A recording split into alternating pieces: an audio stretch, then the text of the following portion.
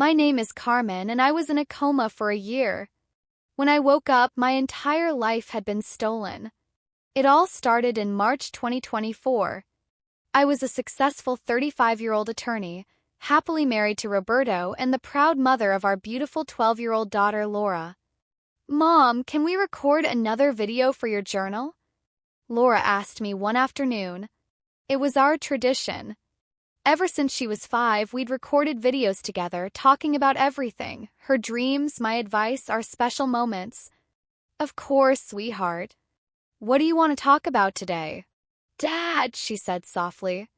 Roberto had died 2 years earlier in a work accident. He was a civil engineer, and a faulty scaffold caused his fatal fall. "Let's film in the garden by the tree we planted for him," I suggested. As I set up the camera, I had no idea it would be our last video together. "Hello, journal," I began, just like always.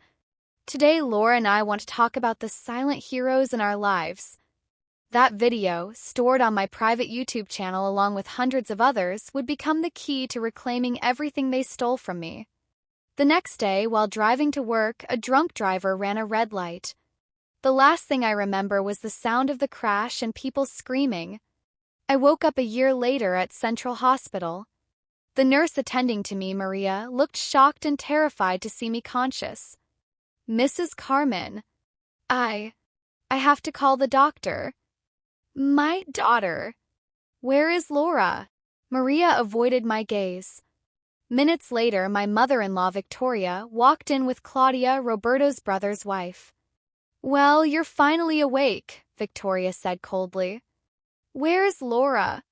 "Laura is where she belongs, with a real family," Claudia answered with a smug smile. I didn't understand. My head was spinning. "What are you talking about?" "I want to see my daughter." Victoria walked up to my bed. "You have no rights over Laura anymore. During your convenient nap, we took care of everything. Claudia now has legal custody." "What? You can't do that." "We already did," Victoria continued. "We also sold your house, your car, and liquidated your law firm. After all, we needed money to support Laura." My world collapsed as Victoria kept talking. "You transferred everything to Claudia before falling into a coma," she said, showing me some documents. "Don't you remember?" The papers bore my signature, but I had never signed anything like that. "That's a forgery." "I never signed those." "Oh no? We have witnesses who say otherwise. Even the notary confirmed it." My lawyer's instincts kicked in. Something wasn't right. "Why are you doing this?" Victoria leaned in closer. "Because you were never good enough for my son. An orphan turned lawyer. Did you really think we'd ever accept you? Roberto made a mistake marrying you, but now we can give Laura the family she deserves." "Laura is my daughter."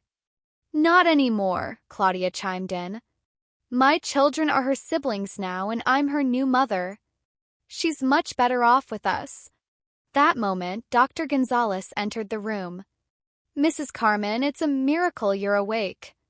According to the records, your family requested a transfer to palliative care 3 months ago."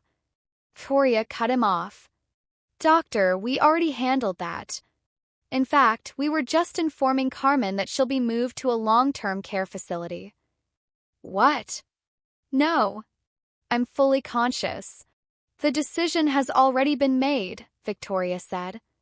"As your legal guardian during your coma, I have full authority over your medical care." The nurses looked at me with pity as Victoria and Claudia walked out. "You're nothing," Victoria hissed before slamming the door. "And soon Laura won't even remember you existed." That night, Nurse Maria returned to my room. "Mrs. Carmen, there's something you need to know. I've seen very strange things over the past year. Your mother-in-law, Maria glanced nervously at the door before continuing. "She banned all visits, even from Laura. And 3 months ago, she brought a notary while you were sedated." My heart stopped. "What else did you see, Maria?" "I saw them move your hand to sign documents, and I overheard them talking about transferring you to a facility where? Where what? Where patients rarely survive more than a few months. Maria became my only ally in the hospital. Your phone and laptop are in the hospital safe, she whispered while helping me with physical therapy. Your mother-in-law ordered no one to give them to you, but I have access. That night, Maria brought me my devices after Victoria and Claudia had left. You have 2 hours before the next shift starts, she said, locking the door. With trembling hands, I turned on my laptop. I needed proof the documents were fake. Then I remembered my video journal. For years, I had recorded not just moments with Laura, but also important meetings, document signings, even conversations with Victoria. You record everything, Victoria used to complain. It's like you don't trust anyone. And she was right. As a lawyer, I had learned to document everything. I logged into my private YouTube channel. There they were, hundreds of videos sorted by date. The last one was from the day of the accident, Laura and me talking about Roberto. But there was something else. Mom, Laura said in the video, why was Grandma Victoria talking to Mr. Martinez about the house papers? In the video, I looked surprised. What papers, honey? The one she had in her office. She said you didn't deserve anything Dad left you. My video self promised to look into it. The accident happened the next day. I kept searching through older videos. I found one from 3 months before the crash, a meeting with my accountant where we reviewed all my properties and bank accounts.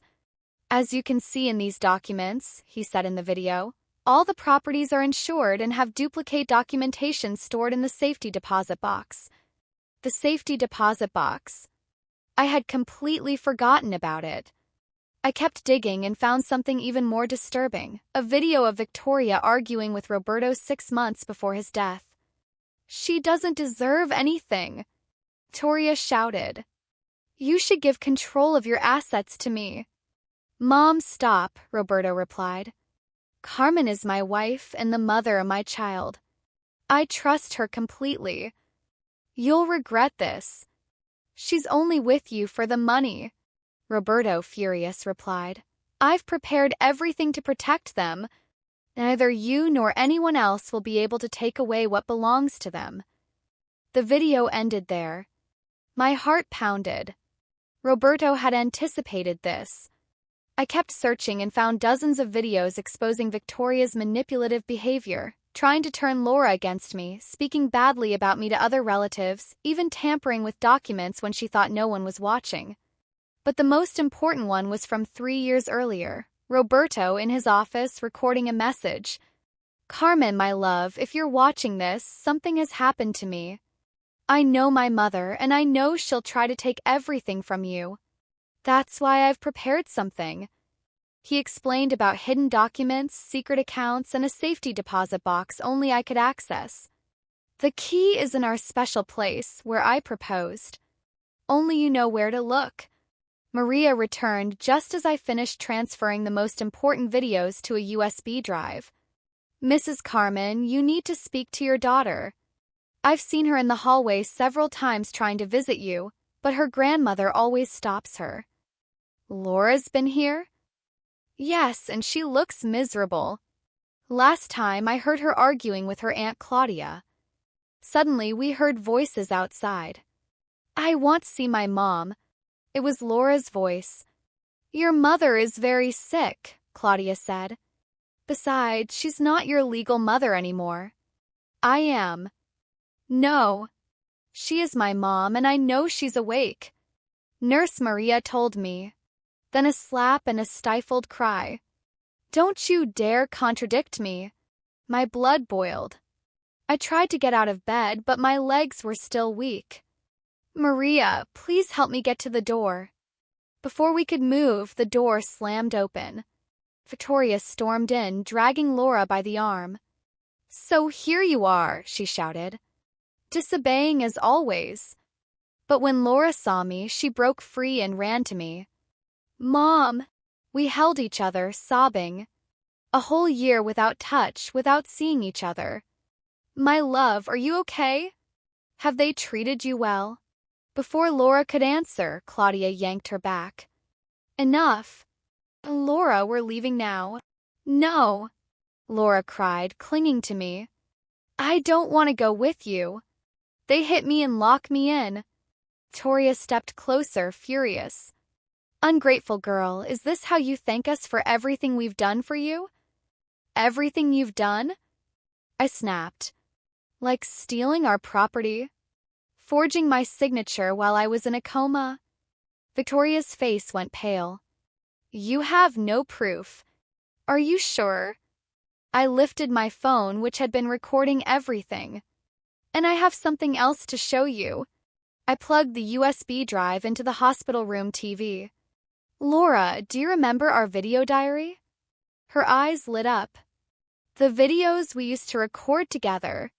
One by one, the videos revealed the truth. Victoria's threats, her manipulation, her schemes. Some started even before Roberto's death.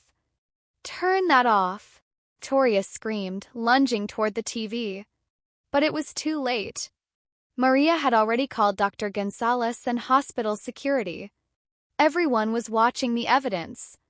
This is serious, said the doctor. Forgery of medical documents, child abuse. It's all lies, Claudia shrieked. Those videos are edited. Like the documents you forged with my signature? I replied. By the way, did you know Roberto documented everything in a safety deposit box? Victoria went white. You're lying. We checked every box. Not the one in our special place, I smiled. Laura, do you remember the cherry tree where your dad proposed to me? Laura nodded eagerly. Where we filmed our last video. Exactly. And buried under that tree. No. Victoria tried to bolt, but the guards blocked her path. Dr. Gonzalez called the police. Within hours, everything unraveled. The safety deposit box beneath the cherry tree held everything. Roberto's real will, proof of Victoria's schemes before his death, and a letter for me. My beloved Carmen, if you're reading this, my fears about my mother were true. I've prepared everything to protect you both. Every property, every account, every legal paper has certified copies here. There's also proof of my mother's forgery attempts. I trust you to raise our Laura with the same love and strength you've always shown. Love always. Roberto. Victoria and Claudia were arrested. The investigation revealed not only forgery but also bribery of medical staff to keep me sedated and plans to finish the job at a long-term care facility. Laura came home with me immediately. Took time and therapy to heal from the trauma of her year with Claudia, but we did it together. We recovered everything. I reopened my law firm with a new mission, defending victims of family fraud and child abuse. Maria, the nurse who saved us, now runs the foundation we created to protect vulnerable patients and families. Victoria was sentenced to 15 years in prison. Claudia got 10 and lost custody of her own children. Laura and I restarted our video diary, but now it has a purpose, to help others recognize and document abuse. Mom, Laura once said as we recorded, do you think Dad knew this would happen? Your father was very smart, my love. He knew what his mother was capable of and made sure we were protected. Just like you with your videos, she smiled. Yes, sweetheart. Sometimes the best defense is simply recording the truth and keeping it where no one can destroy it. Today, 3 years later, our cherry tree still blooms. Each spring, Laura and I sit beneath it to record new videos, sharing our story of survival and hope. 'Cause sometimes the ones who should protect us are the ones who hurt us the most.